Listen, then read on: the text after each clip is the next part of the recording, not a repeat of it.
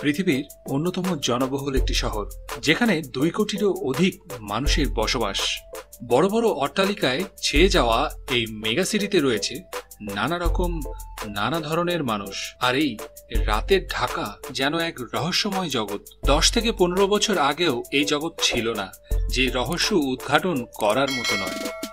ঘড়ির কাঁটা রাত 12টার একটু আশেপাশে গেলেই ঢাকার অভিজাত এলাকাগুলোতে শুরু হয় উচ্চ মধ্যবিত্ত এবং উচ্চবিত্ত পরিবারের ছেলে মেয়েদের বিচরণ। এই বিচরণ কিছু নির্দিষ্ট স্থানে। বর্তমানে ঢাকা শহরে নৈশ ক্লাবের বিচরণ একদম নতুন কিছু নয়, কারণ আগে এইসব নাইট ক্লাব চলতো নামি দামি বিদেশি হোটেলে বিদেশিদের জন্য। বাইরে কিছু থাকলেও তা গোপনে পরিচালিত হতো, কিন্তু সেদিন বহু আগেই বদলে গেছে। দিন পাল্টে গেছে। ঢাকায় জমে উঠেছে নাইট ক্লাব বা ডিজে পার্টি বা ডিস্কো পার্টির নামে রমরমা ব্যবসার আসর।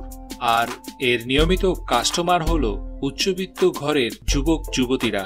আজকের এই ভিডিওতে আপনাদের সাথে শেয়ার করতে যাচ্ছি ঢাকার অলিগলিতে বেড়ে ওঠা বেশ কিছু সহজলভ্য নাইট ক্লাব সম্পর্কে। কি হচ্ছে সেখানে জানবো সে বিষয়ে।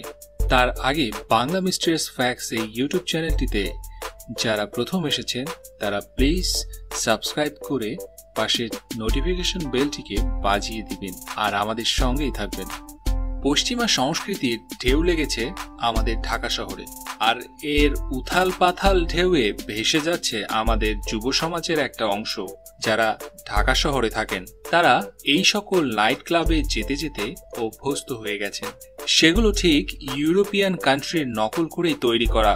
সব ব্র্যান্ডের মদ, ওয়াইন, সিগার, হুইস্কি কি নেই সেখানে। শুধু দরকার টাকা। ক্লাবের মেম্বারশিপ পেয়ে গেলে তো আর কথাই নেই।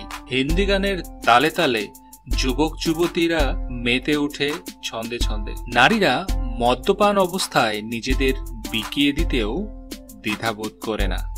সুন্দরী তরুণীদের মেলা। সবার পরনে স্বল্প বসনা। কেউ এসেছে জিন্স টি শার্ট পরে, কেউ বা শর্টস। মুখে কড়া মেকআপ আর হাতে বিয়ারের বোতল। রুম ভর্তি দর্শক। আর ছোট রুমগুলো তো আছেই, সেখানে চলছে সিগারেট, গাঁজা আর সীসার ধোঁয়ায় অন্ধকার। ঘরময় রং বেরঙের আলোর রশ্মি আর কান ফাটানো মিউজিক। আলো আধারিতে বেসামাল সব নারী এবং পুরুষ অনুসন্ধানে বের হয়ে এসেছে। শুধু ধনীর দুলাল দুলালিরাই নয়, এখানে আসর বসে নৈশ পরিদেরও, যারা কিনা খদ্দের পাওয়ার আশায় এসব নাইট ক্লাবে আসা যাওয়া করেন। আর এসব পার্টিতে চলে গাঁজা, ফেন্সিডিল এবং হিরোইন সেবন। মারিজিনাও নাকি আসে। আর সবচাইতে বড় বাবার নামটা না নিলেই নয়, ইয়াবা। এই ইয়াবা সেবন একটি ট্রেন্ড হিসেবে চালু হয়ে গেছে। এর সেবনকারীরা মনে করেন এটি সুন্দর এবং আকর্ষণীয় হওয়ার জন্য অনেক ট্রেন্ডি এবং যৌন শক্তিও বাড়ে। সেক্সি লুক চলে আসে চোখে মুখে। কিন্তু আদৌ কিন্তু এমন কিছুই হয় না। এতে করে নারী হারায় তার স্বাভাবিক মাতৃত্ব আর পুরুষরা হারায় তার পৌরুষত্ব। একাকিত্বতায় পেয়ে বসা মহিলা কিংবা বড় লোক ডিভোর্সি নারী থেকে শুরু করে নামি দামি ভরপেট কোম্পানির মহিলারাও দ্বারস্থ হচ্ছেন পুরুষ স্কটের জন্য। তারা শুধু চায় আনন্দ, সময় কাটানোর জন্য সঙ্গী চায়। বিনিময়ে আছে টাকার বান্ডেল।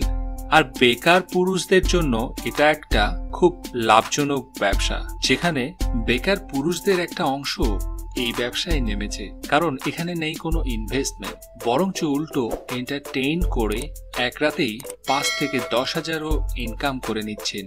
এখন আপনি তো অবশ্যই ভাবছেন যে এক রাতে একটু সুখ দেওয়ার বদৌলতে যদি 5 থেকে 10 হাজার ইনকাম হয়ে যায় তাতে সমস্যায় কি। আসলে ডিজে পার্টিতে যারা আসেন তাদের ম্যাক্সিমামই কিন্তু নারী। এই চিত্র বহুল আলোচিত ফুয়াং ক্লাবের। আর বৃহস্পতিবার রাত 8টা থেকে শুরু হয়ে যায় তাদের এখানে আনাগোনা এবং চলে মধ্যরাত অবধি।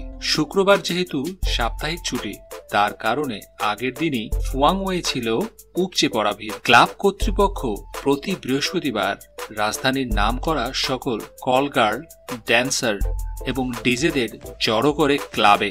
তারা নাচ গান আর হাস্যরস দিয়েই ক্লাবকে পরিণত করে মধুপুঞ্জিতে।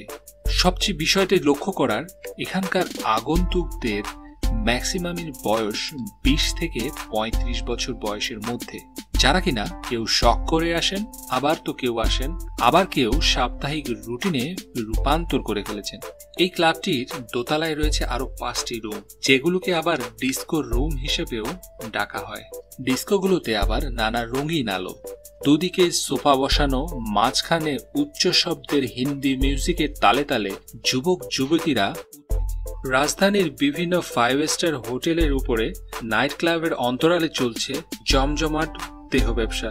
তথাকথিত নাইট ক্লাবের নামে রাতের আধারে এই সকল নিষিদ্ধ যৌন ব্যবসায় মেতে উঠেছে, আর তাতে ঝুঁকে পড়েছে উঠতি বয়সের তরুণ তরুণীরাও। জানা যায় এই সকল তরুণ তরুণীদের মধ্যে বেশিরভাগই ইংলিশ মিডিয়ামের ছাত্রছাত্রী, এছাড়াও ঢাকা শহরের নামি দামি কলেজের ছাত্রছাত্রীরা।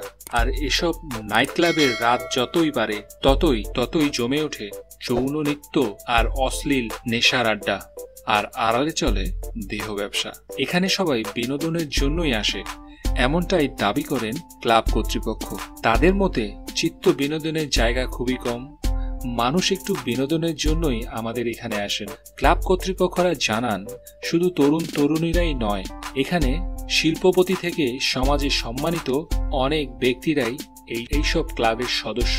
রাজধানীর অভিজাত এলাকায় এমন অনেক বাড়ি ও ফ্ল্যাটে রমরমা খবর, যেখানে প্রশাসনের ছত্রছায়ায় সবই জায়েজ, তাদের কেউ আবার সেইখানকার সম্মানিত অতিথি। ফলে প্রভাবশালীদের এইসব আড্ডা স্থল শেষ না হওয়া পর্যন্ত নির্বিঘ্নেই জমজমাট থাকে, আর ভেতরে প্রাইভেট পার্টির নামে ধনীর দুলালরা রাজা বাদশার মতো রীতিমতো সরাইখানা খুলে বসেছেন। পার্টির পরিবেশটা দেখলে তেমনই মনে হয়। এ ধরনের প্রাইভেট পার্টিতে নিয়মিত যাতায়াত করেন এমন একজন তরুণ গার্মেন্টস ব্যবসায়ীরাও বলেন, নিরাপত্তার জন্য এ সকল প্রাইভেট পার্টিতে গিয়েই স্বাচ্ছন্দ্য বোধ করে তারা। তিনি জানান, সেখানে সবকিছুই হয়, বিনিময়ে শুধু মোটা অঙ্কের টাকা খরচ করতে হয়। প্রশাসনের দিক থেকে এ সকল ব্যাপারে এখন পর্যন্ত ইতিবাচক কোনো পদক্ষেপই নিতে দেখা যায়নি। মূলত এইসব নৈশ ক্লাবের লাইসেন্স থাকলেও যে সকল মদ বা নেশা দ্রব্য এখানে সরবরাহ করা হয় তা সম্পূর্ণই আইনত দণ্ডনীয়। রাজনৈতিক ক্ষমতাই এখানে সবচেয়ে মুখ্য হিসেবে ব্যবহার করা হয়। এইসব নৈশ ক্লাব থেকে শুরু হয় নানা ধরনের জের বিরোধী, জানিয়ে খুনাখুনি পর্যন্ত হয়ে যায়। এই সকল ব্যাঙের ছাতার মতন গড়ে ওঠা নৈশ ক্লাব বন্ধ করতে হবে, কেননা আজকের সুস্থ কিশোর কিশোরী যুব সমাজের সবাই আগামী দিনের ভবিষ্যৎ, দেশের নেতা, দেশের বড় বড় পোস্টে চাকরি করবে। প্রাইভেট পার্টির নামে এই সকল নাইট ক্লাবে নাম লিখিয়েছেন অনেক হাই প্রোফাইলের পরিবারের সন্তানরা। অনেকে নেশায় আসক্ত হয়েই ইতিমধ্যে বিপদগামিতার চরম পর্যায়ে চলে গেছেন। তো বন্ধুরা, কেমন লেগেছে আজকের ভিডিওটা আমাকে কমেন্ট করে জানাবেন অবশ্যই। আর এতক্ষণ আমাদের সঙ্গে থাকার জন্য আপনাদের সকলকে অনেক ধন্যবাদ।